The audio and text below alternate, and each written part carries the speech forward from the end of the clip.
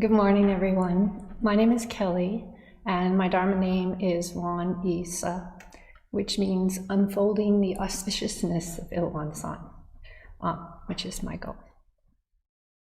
Last week, I was driving on a hilly country back road when someone started tailgating me very closely. We were going about 50 miles per hour. So this made me very frightened, and it made me angry.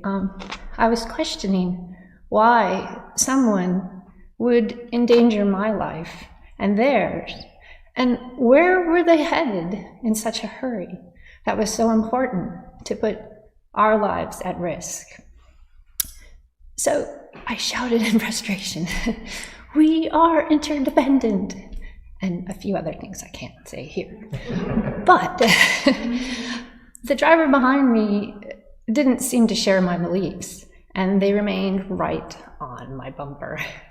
My life, my safety, and our interdependence didn't mean a thing to them.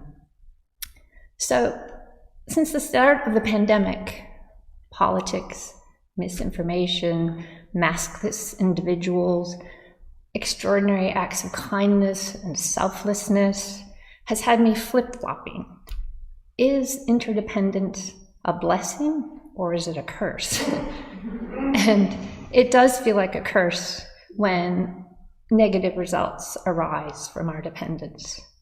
But on the other hand, when positive outcomes are realized, then the deep grace of my fellow beings becomes apparent. Master Sotaesan said, to understand the grace of fellow beings, we must first consider whether we could live alone in a place with no people, no animals, or no plants. Obviously, we cannot live without our fellow beings. Everyone's presence and occupation contributes to the survival of the others. Farmers, doctors, policemen, grocers, teachers, we all depend on each other. We owe each other our lives. For Won Buddhists, interdependence is a fundamental concept, and it is a part of the fourfold grace, which includes the grace of heaven and earth, the grace of parents, grace of laws and universal principles, and the grace of fellow beings. But does interdependence work if there are fellow beings who don't believe in it? It feels to me that we must all be in agreement. But how do we reach this universal level of agreement? How do we show gratitude for each other? How do we feel the grace of our fellow beings?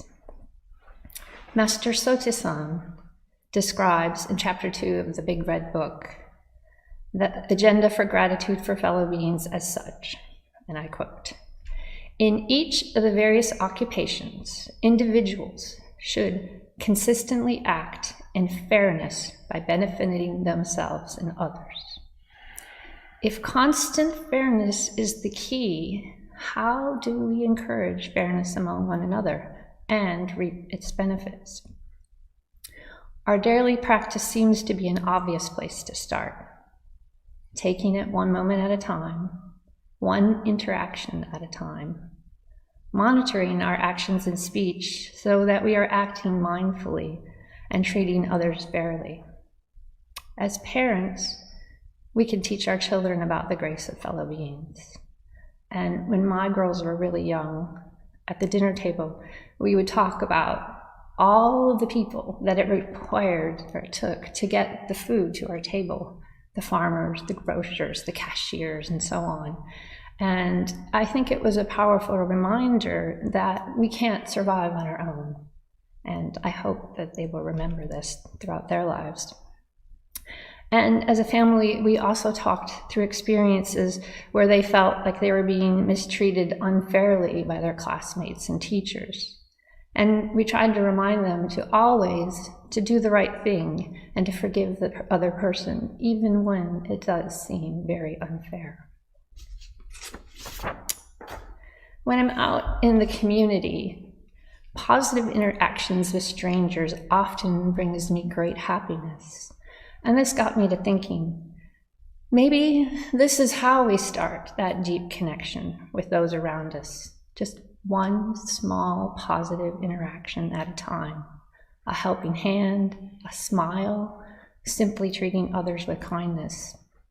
And something Reverend YeeSuh said last Tuesday night before our meditation stuck with me. And I'm going to paraphrase because I don't remember her exact words, but it went something like this: that every drop of kindness can create a great river that flows throughout the world.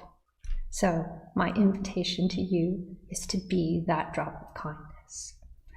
So this is my work in progress, wrestling with my view of interdependence and my role in transmitting this grace, even in moments when I've been treated unfairly by others.